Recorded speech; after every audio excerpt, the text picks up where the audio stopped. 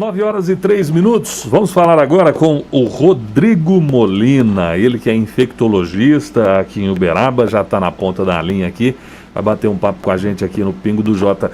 Bom dia, Rodrigo Molina. Obrigado por atender nosso pedido. Bom dia, pessoal. Como estão vocês? Estamos bem, doutor Rodrigo, bom dia. Muito obrigada, viu, por falar com a gente mais uma vez.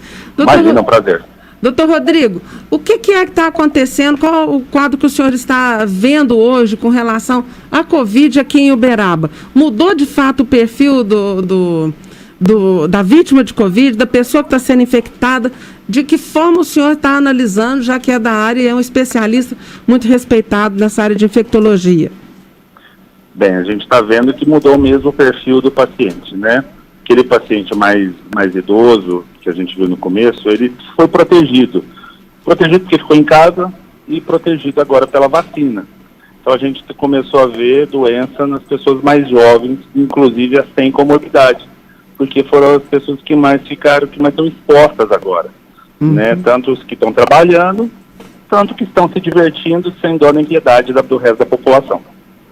Doutor Rodrigo, como é que a gente pode explicar o fato de que na semana passada, por exemplo, nós tivemos idosos de 93 anos, de 89, de 75 anos, que teoricamente já tinham sido vacinados, inclusive com a segunda dose, e mesmo assim constaram nos boletins de Covid aqui de Uberaba como tendo ido a óbito. O que está acontecendo com essas pessoas, embora tenham tomado a segunda dose da vacina? Bem, primeiro a gente tem que lembrar que a vacina, ela protege das formas graves, né? Mas ela não impede a pessoa de ficar gripada. Eu não vi o perfil individual desses pacientes para a gente saber se eles tinham alguma outra doença associada, né? O que aconteceu, né? Então, muitas vezes, um quadro infeccioso pode descompensar outras doenças. Então, às vezes, é uma pessoa que gera hipertensa grave, já tinha alguma doença fácil de descompensar, e a gente tem que lembrar que o idoso, ele não tem reserva funcional. O que é isso? As doenças são mais agressivas no idoso e nas crianças. Então, pode ter sido por uma descompensação de uma doença que a pessoa já tinha, né, devido ao quadro gripal, e aí ela complicou. Aí entra junto uma pneumonia bacteriana, e pneumonia bacteriana em paciente idoso, a gente sabe que é de alta taxa de mortalidade. Então, pode ter sido uma série de fatores. Teria que analisar caso a caso separado e não no bolo geral epidemiológico. Tá certo. Agora, o senhor falou com relação a crianças. Nós vimos também essa semana casos de até mesmo recém-nascidos, né? Lá veio um pacientezinho recém-nascido lá de Água Comprida com suspeita de Covid. E temos visto algumas crianças também ocupando leitos de UTI nos hospitais locais com suspeita e até com Covid confirmada. Nesses casos, assim, quando a criança é infectada, a gravidade também pode ser elevada, tanto quanto em idosos, doutor Molina? Olha, a gente viu aí ao longo desse ano de epidemia que as crianças não foram um grupo muito afetado. Parece que eles toleram um pouco mais a doença. Claro que sempre vai ter criança que vai fazer quadro grave. E todo quadro grave em criança, ele não é grave, ele é gravíssimo, né? Porque é o que eu disse, a criança não tem essa reserva funcional, fisiológica, que um adulto jovem tem. Então, pode ser por isso que essas crianças, essas que tiveram um quadro mais importante, assim, elas complicaram e precisaram de UTI. Mas quando a gente vai ver num todo, criança não é um grupo muito acometido e de grande mortalidade. Certo. Agora, nós temos visto também alguns pacientes jovens, né, com idade de 21, 23, há poucos dias tivemos até um rapaz de 18 anos, salvo engano, que veio a óbito também com Covid. Não tendo comorbidade, como que a gente pode explicar essa gravidade da doença? E famílias inteiras, onde pai, mãe, filhos, né, que vieram a óbito também pela Covid. Como que a gente explica? Tem algum problema orgânico, alguma coisa assim que a gente possa dizer, olha, predispõe mais, como por exemplo, fator RH negativo, tipo sanguíneo, alguma coisa nessa linha? Isso de história do tipo sanguíneo já caiu por terra. Teve um estudo importante que foi publicado no último mês, que mostrou que não tem nada a ver. Não existe esse negócio de tipo A é mais acometido, tipo O é protegido, vice-versa. Isso não existe, né? O que existe mesmo é a reação inflamatória que cada pessoa vai fazer frente ao vírus, né? Ela é muito individual.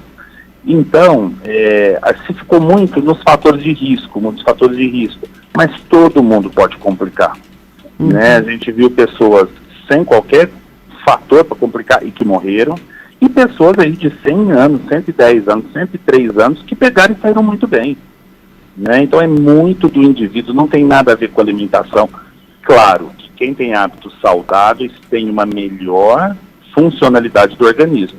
Ele responde melhor a qualquer injúria, né? Qualquer agressão que o organismo sofra, né? Do que uma pessoa que é tabagista, uma pessoa que tem uma doença que não está bem controlada, né? Mas a gente está vendo sim, os jovens, eles começaram a ser um grupo importante, porque eles estão muito expostos, né? É o grupo mais difícil da gente segurar, de fazer as medidas protetivas. Então agora vai ser o grupo mais afetado, porque vai diminuir o grupo dos vacinados. Doutor Molina, uma coisa que me chama muita atenção são os velórios que estão feitos e até mesmo os cortejos fúnebres de pessoas que falecem em razão da Covid. Nesse caso, essas aglomerações em velórios, elas também não são prejudiciais? Elas não deveriam ser proibidas? Sim, com certeza. Independente ou não da pessoa ser acometida por Covid, qualquer aglomeração, né, ela deve ser evitada. A gente tem aí o melhor exemplo que teve nas 2 semanas, que foi do enterro do príncipe Philip lá na Inglaterra. A gente viu a rainha sozinha, né? Ele teve falecimento lá por outras causas, e a gente viu que não houve aglomeração, inclusive com respeito do público, do povo, né, inglês, até mesmo para não levar flores na porta do castelo, para não ter aglomeração. Então por que a gente não usa esse exemplo? Exatamente. E aqui a gente vê o contrário, né?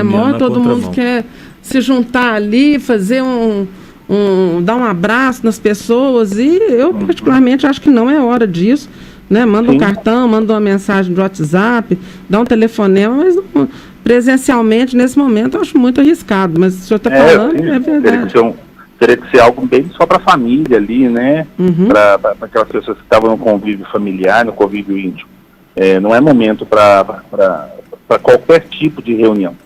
Doutor Molina, o senhor falou que os hábitos saudáveis são uma certa garantia até mesmo para que que o organismo reaja de uma forma melhor a esse ataque do coronavírus.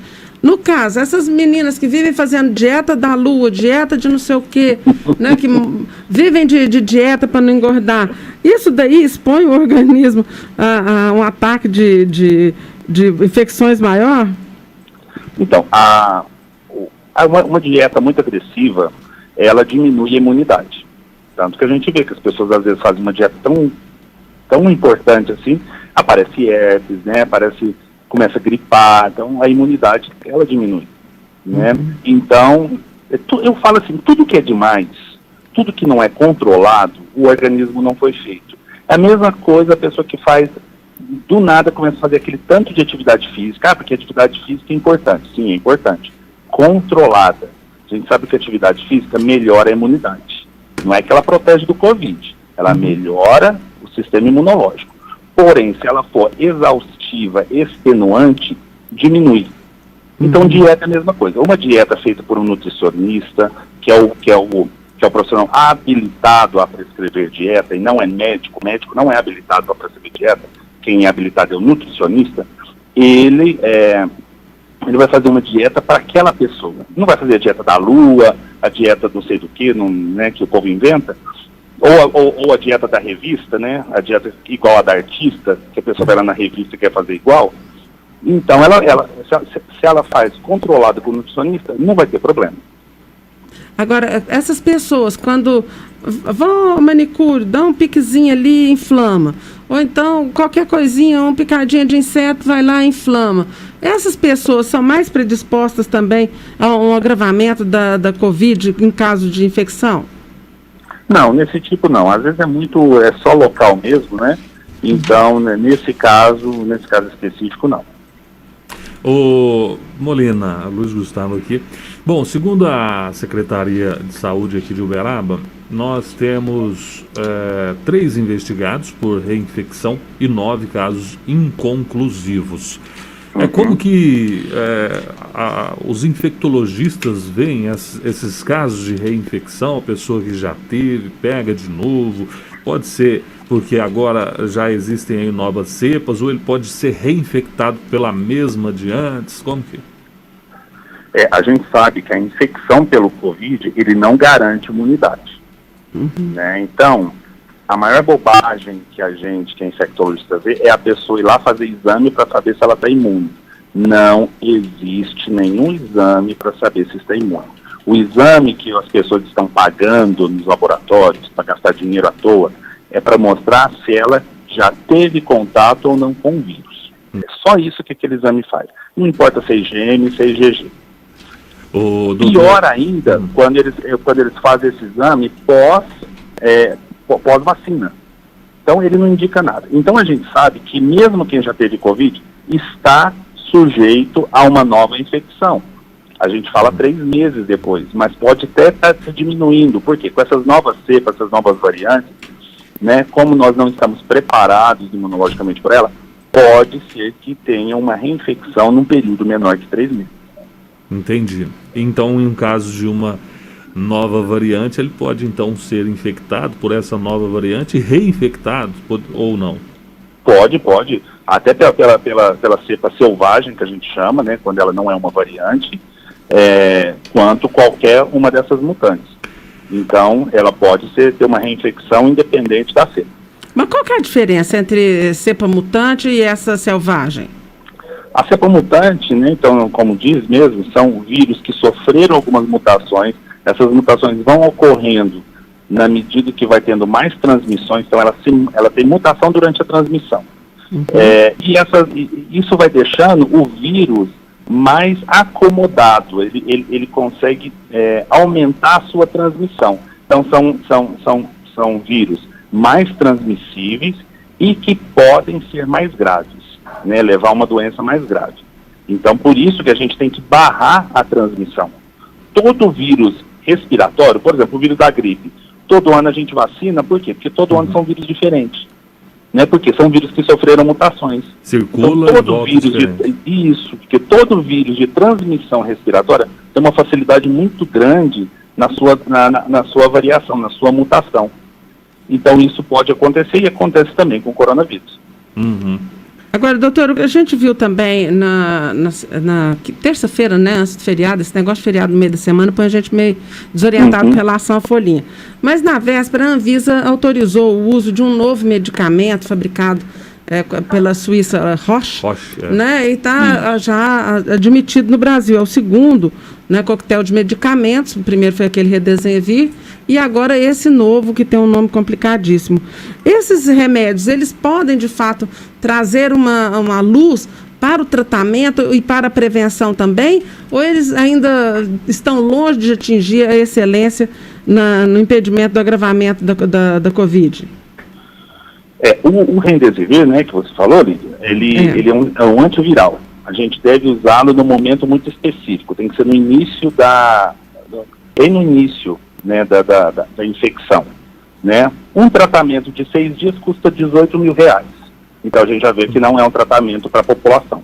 Né? Ele não é um tratamento do SUS, ele não vai ser disponibilizado, ele não é nem para utilizar assim, ele vai ser para as formas mais moderadas. O outro é o coquetel, são 2 anticorpos que neutralizam o vírus circulante. Eles também têm uma indicação precisa, ele tem momento certo. Não adianta a pessoa falar assim, eu vou comprar para ter em casa. Primeiro que é caro, né? Segundo que é uma medicação só de administração hospitalar, né? E tem que ser dado no momento certo, porque ele também pode causar mal. Ele é um anticorpo que a gente está recebendo, né? E todo anticorpo que a gente recebe que não foi produzido por nós, ele pode levar a alguma complicação. Então, sim, são medicamentos que podem auxiliar, sim, no tratamento, visto que é uma doença que não tem um tratamento específico, não tem hoje nenhuma droga que age no vírus em si, né, disponível. A gente só tem o Remdesivir, né, mas também tudo com momento ótimo de ser usado. Ele não pode ser usado nem antes e nem depois que passa esse momento, porque ele não vai ter efeito. Quer dizer, ele não é esses dois não são preventivos de Covid. Eles são para tratamento de quem já está com Covid. Para tratamento para quem está com Covid confirmado. Hoje não existe nenhuma medicação preventiva, né? As pessoas estão usando aí coisas de tudo, e eu ouvi, né, não sei se vocês ouviram também, semana passada ou retrasada, as pessoas tomando criolina para prevenir Covid. Ai. Né, 3 gotas de criolina num copo d'água ou 3 gotas no pau. Eu não sei o que é pior.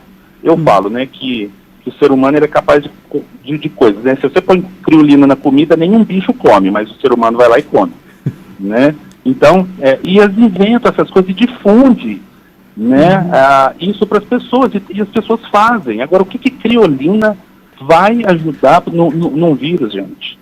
Né? Então, mas pode trazer alguma complicação também, essa criolina, doutor? Claro, né, você está tomando, a criolina ela é um veneno, né, dizem, né, que os melhores venenos estão nos menores frascos e nas menores doses. Imagina que você vai tomando isso todo dia. São drogas que acumulam no corpo. Então pode trazer criolina, não foi feito pra gente beber.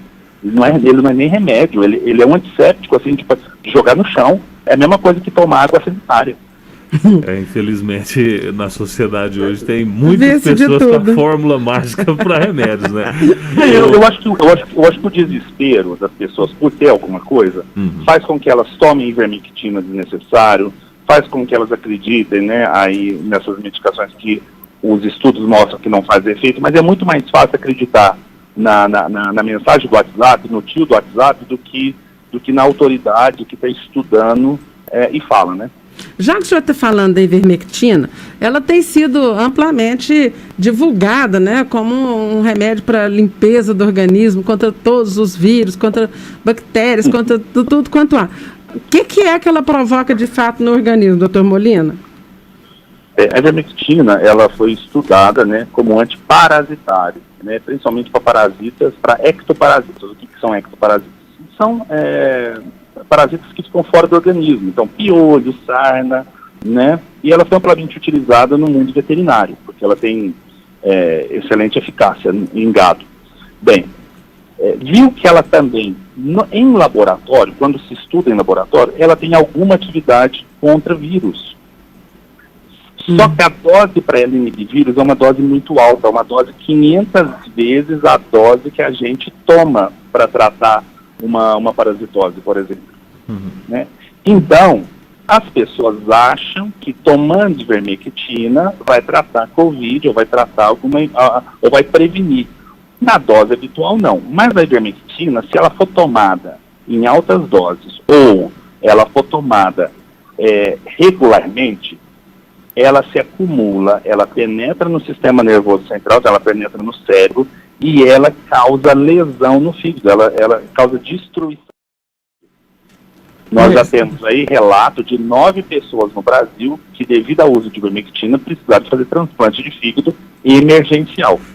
Né? Então, olha o risco. Ele não está tratando nada e ainda vai ter uma lesão de fígado ou do cérebro. E pior, a gente percebe que essas pessoas que estavam tomando ivermectina ou hidrocloro ou hidroxicloroquina, quando eles chegam para internar com Covid, porque não previne nada, eles chegam mais graves. Agora, no caso, para chegar a causar uma lesão de fígado, essa ivermectina tem que ser tomada com certa regularidade, não, doutor? Sim, mas as pessoas estão tomando assim, toda semana, de 15 em 15 dias, totalmente desnecessário, né? Então, e é uma dose que não resolve nada para o vírus, mas ela é tóxica. Doutor, Deixa eu só terminar com ele aqui, Luiz. No caso o parente próximo da ivermectina, que é o anita, né? Que é também um outro, que eles falam, vermífugo, né? Para criança, para adulto. Esse também tem essas mesmas complicações, doutor? O anita, né? Que é o anita-azoxanita, ele tem uma atividade antiviral. Ele funciona contra rotavírus, né? E contra arenovírus. Ele tem uma atividade antiviral, isso já foi mostrado. Porém, a sua atividade contra o coronavírus é nula, não funciona.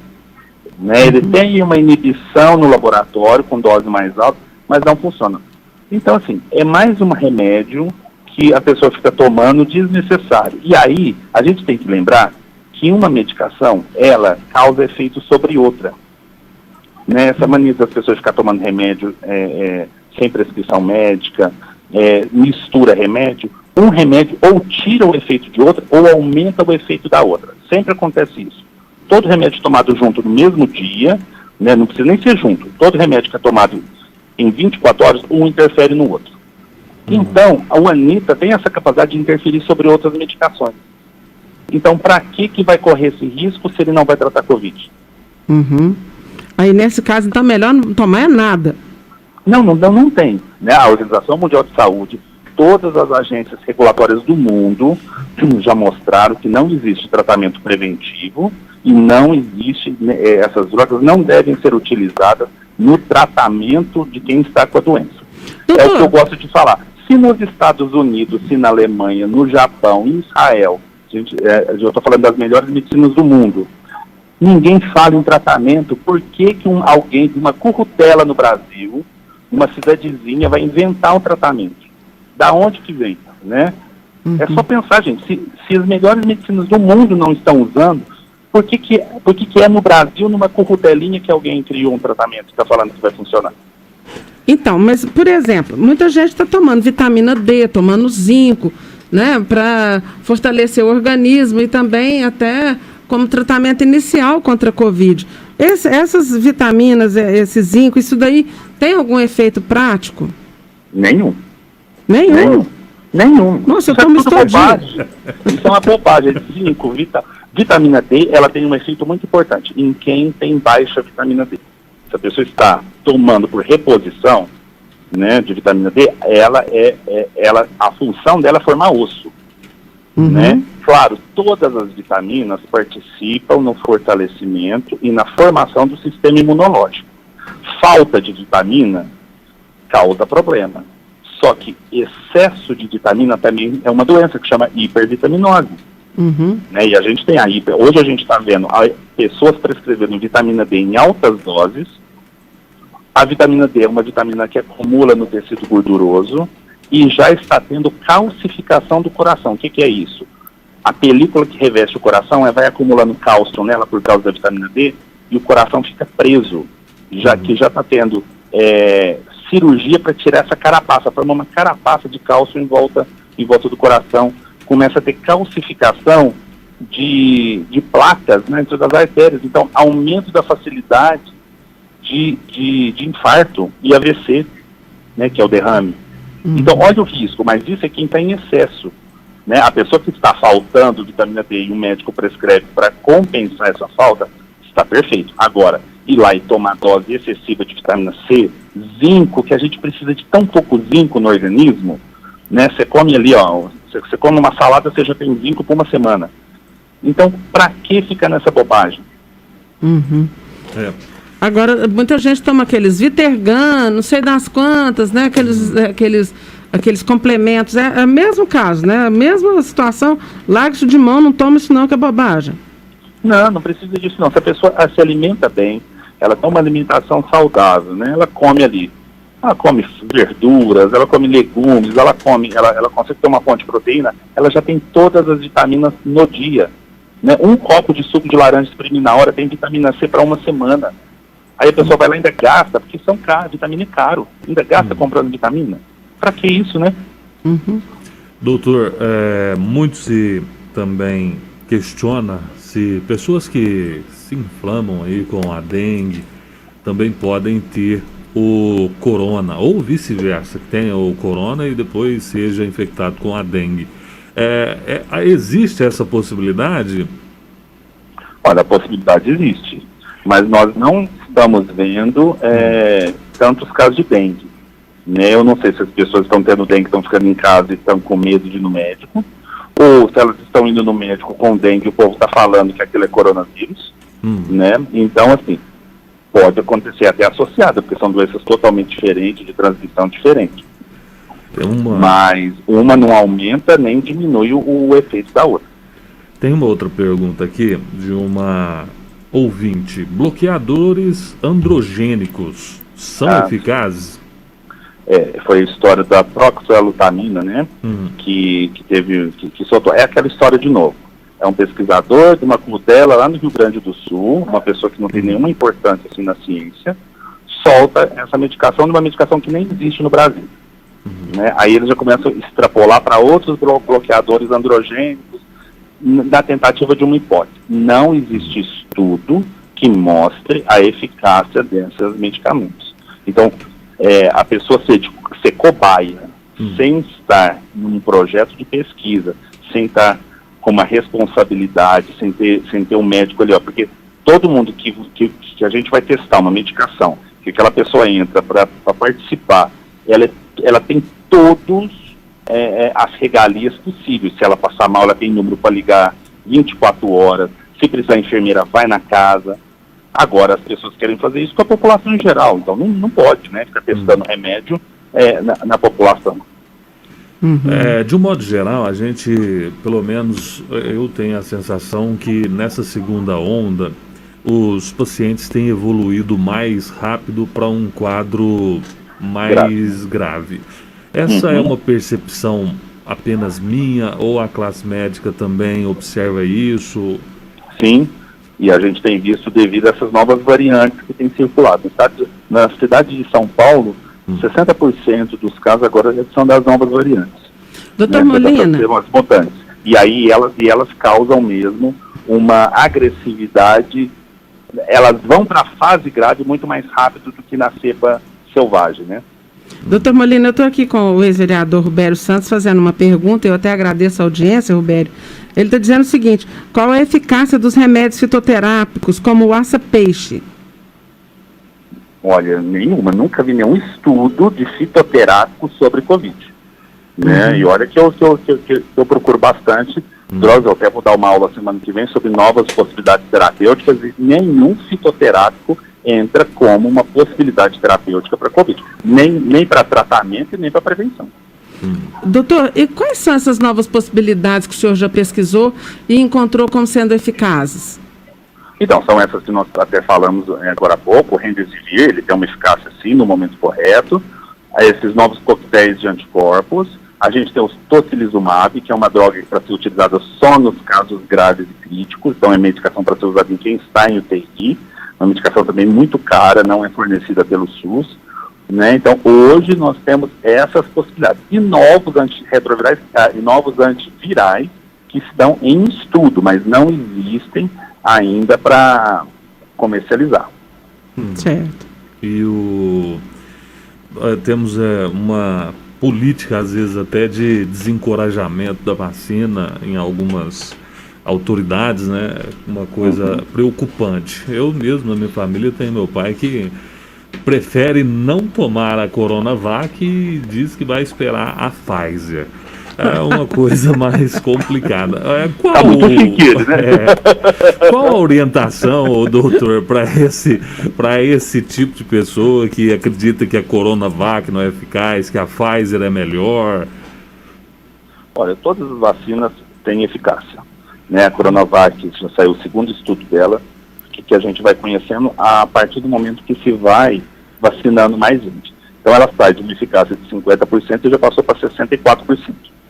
Né? Então mostra que ela tem uma eficácia sim, uma eficácia boa, importante. Foi a que eu tomei, né? Eu tomei as 2 doses da Coronavac.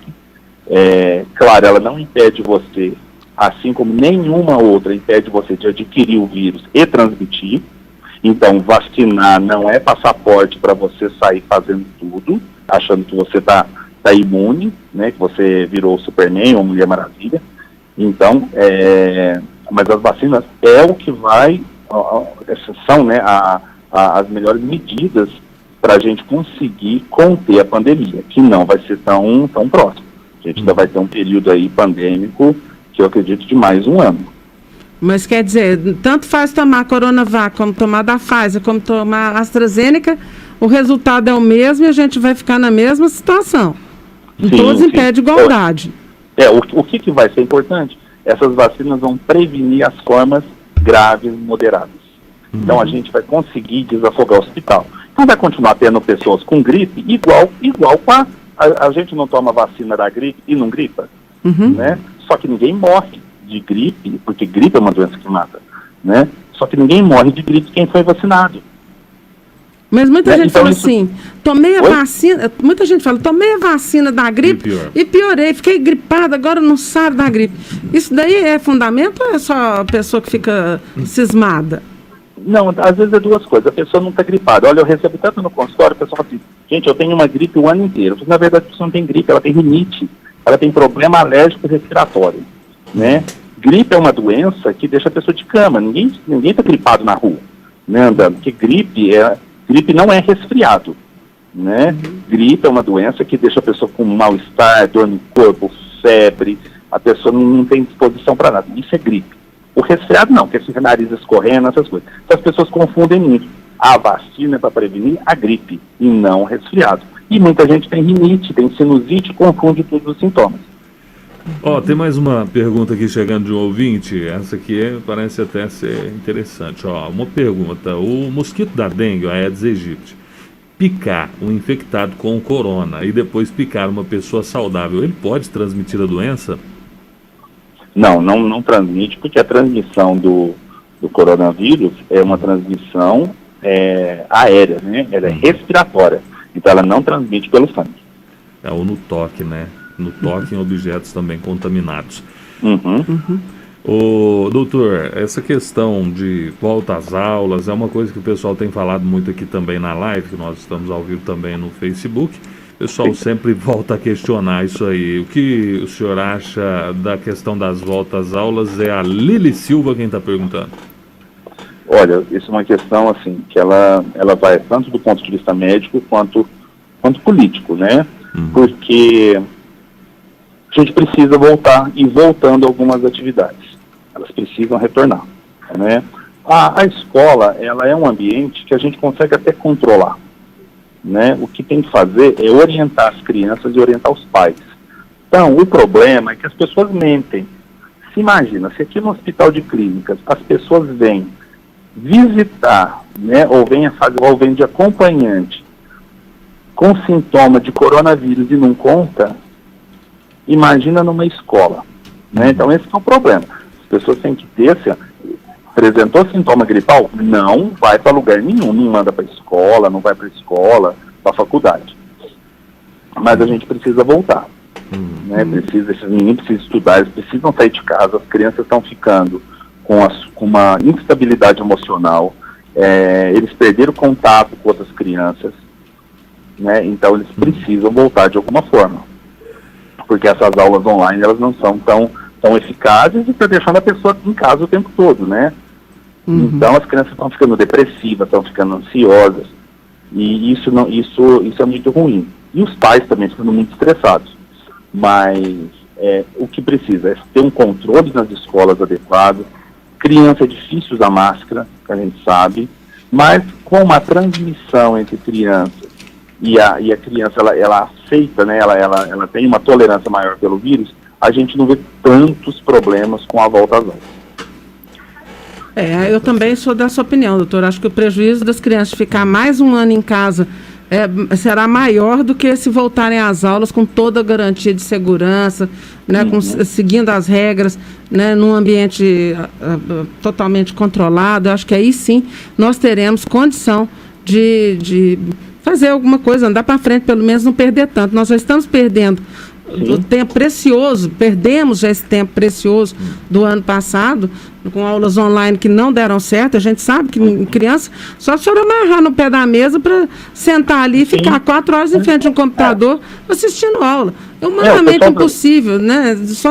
Só mesmo na ficção isso pode acontecer. Na realidade isso não funciona.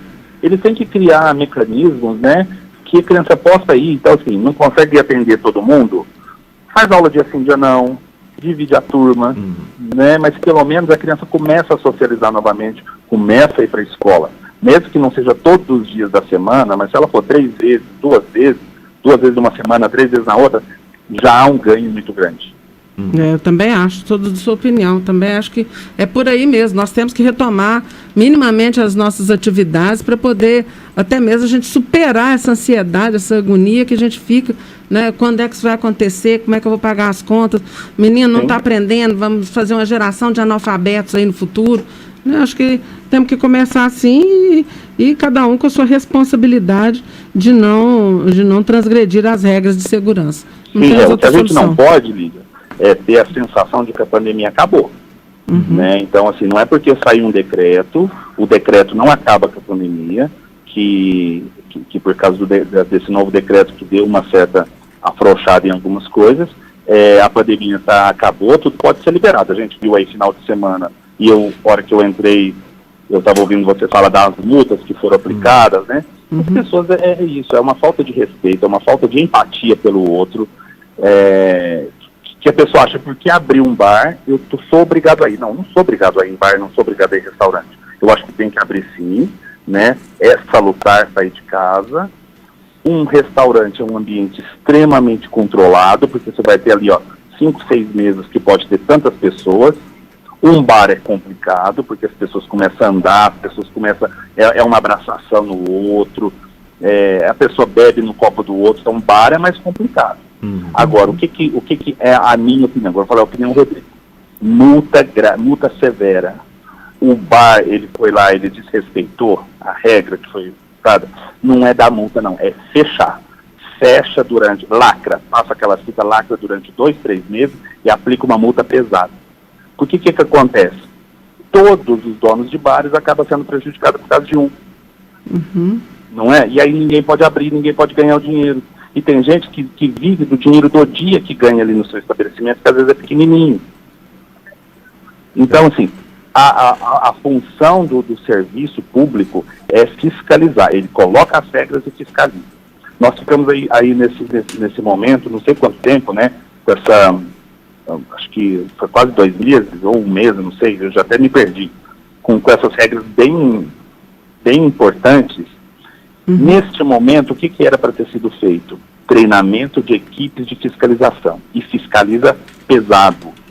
Chegou um estabelecimento está contra as regras, fecha, lacra aquele estabelecimento por um período e aplica uma multa.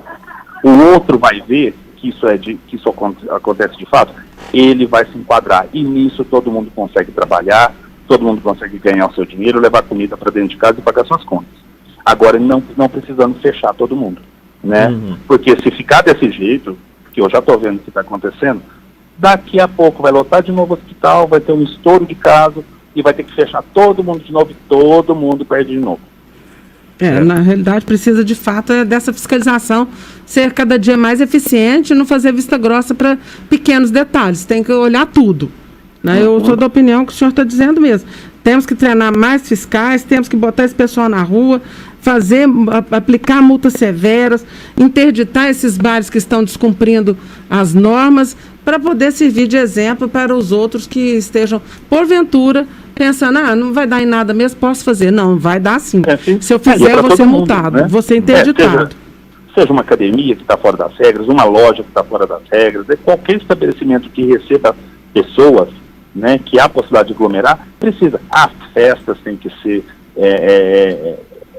evitadas, na verdade têm que ser proibidas mesmo, mas a gente vê, né, e as pessoas, o que é pior, as pessoas perdem a noção completa. Além delas fazer o errado, ainda postam nas redes sociais, né, o pessoal viajando, e indo não sei para onde, Trancoso, no meio dessa pandemia, virou uma meca, né, as pessoas indo tudo viajar para Trancoso, e postando.